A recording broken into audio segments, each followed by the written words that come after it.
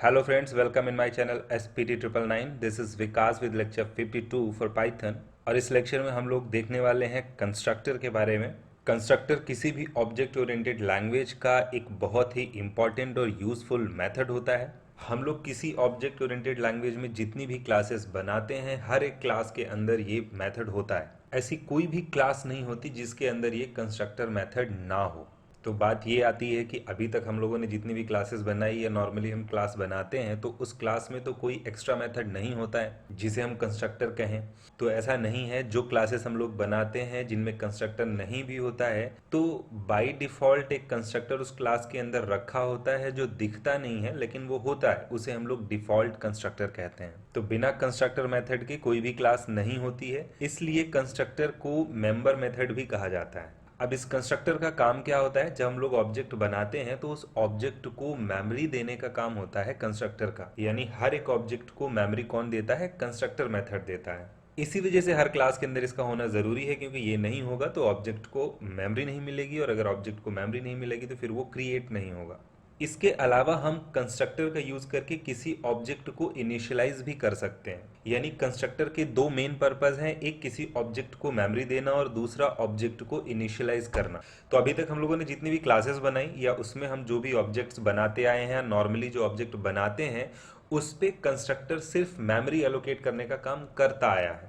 Object को initialise करने की हमें कभी कभी ज़रूरत होती है, तो कंस्ट्रक्टर का यूज़ करके हम ऑब्जेक्ट को इनिशियलाइज कर लेते हैं। ऑब्जेक्ट भी एक वेरिएबल की तरह होता है, जैसे वेरिएबल को हम यूज़र इनपुट करा के वैल्यू दे सकते हैं या इनिशियलाइज करते हैं, तो वैसे ही हम ऑब्जेक्ट को भी जब ऑब्जेक्ट क्रिएट हो उस टाइम पे उसके पास पहले से कोई वैल्यू हो तो हम उसे इनिशियलाइज कर सकते हैं। पाइथन में जो कंस्ट्रक्टर है वो ये है, इस मेथड को हम लोग ऐसे बनाते हैं। यहाँ पे दो अंडरस्कोर हैं डबल, और इनिट लिखा हुआ है, इनिशियलाइज का शॉर्ट फॉर्म है आप इसे कह सकते हैं, और फिर उसके बाद डबल अंडरस्कोर है और उसके बाद ये ब्रैकेट का सिंबल।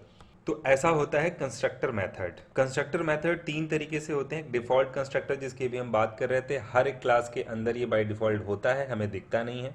हम चाहें तो इसको बना भी सकते हैं। ये एम्प्टी कंस्ट्रक्टर होता है, ब्लैंक होता है, यानी इसकी कोई भी डेफिनेशन नहीं होती है। इसका काम सिर्फ ऑब्जेक्ट को मेमोरी एलोकेट करके देने का होता है। इसके अलावा पैरामीटरलेस कंस्ट्रक्टर और पैरामीटराइज्ड कंस्ट्रक्टर भी हम लोग बनाते हैं। यानी हम किसी कंस्ट्रक्टर को आर्ग्यूमेंट पास करके दे सकते हैं, या फिर चाहे तो बिना आर्ग्यूमेंट के भी कंस्ट्रक्टर हम बना सकते हैं। सो बाकी की लैंग्वेजेस में कॉपी कंस्ट्रक्टर और कंस्ट्रक्टर ओवरलोडिंग के कॉन्सेप्ट भी होते हैं, लेकिन पाइथन में ये दोनों चीज़ें नहीं है। तो आइए ये तीनों तरह के कंस्ट्रक्टर को प्रोग्राम में इम्प्लीमेंट करके यूज़ करके देखते हैं।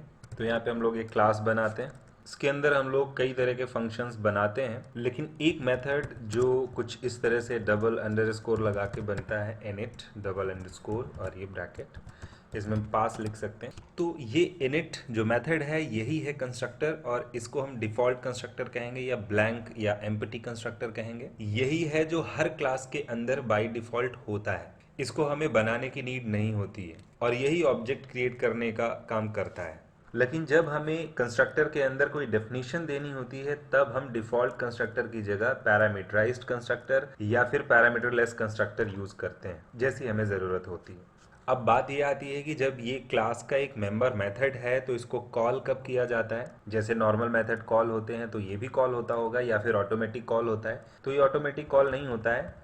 आपको याद हो, जब भी हम लोग ऑब्जेक्ट बनाते हैं तो हम क्लास का नाम लिखते हैं और इसके बाद ब्रैकेट लगाते हैं। तो एक्चुअल में हमने ये जो लिखा है यही यहाँ पे इस कंस्ट्रक्टर मेथड को रिप्रेजेंट करता है। तो यही है कंस्ट्रक्टर मेथड की कॉलिंग। यहाँ पे आपने कंस्ट्रक्टर मेथड कॉल कर लिया।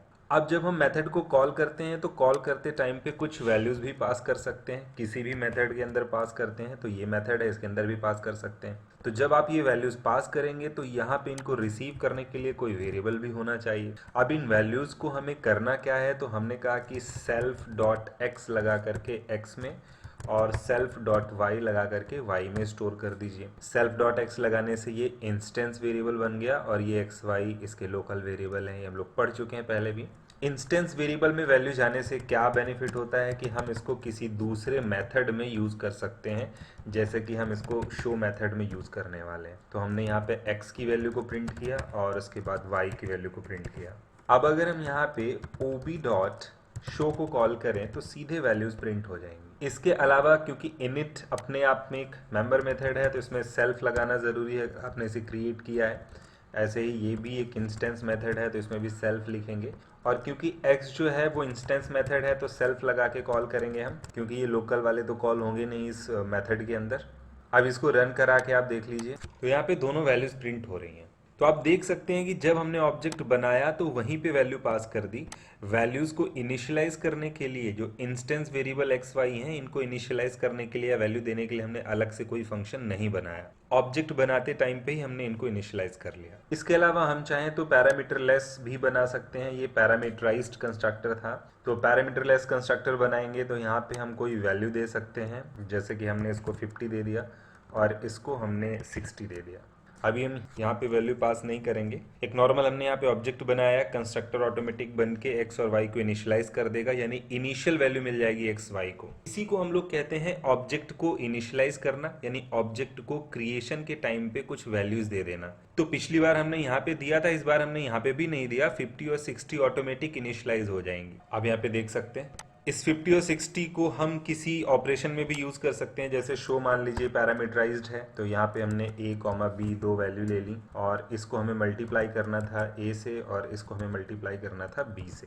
कोई भी ऑपरेशन कर सकते हैं किसी भी तरह का, तो यहाँ पे हमने 5, 6 दे दिया। अभी हम इसको रन कराते हैं, तो अब यहाँ पे देख सकते हैं मल्टीप्लाई करके ये वैल्यूज दे रहा है। सो गाइस, इस तरह से हम लोगों ने ये टॉपिक यहाँ पे कंप्लीट किया। That's all for this lecture. If you have any doubt or question, then you can contact. Thanks for watching.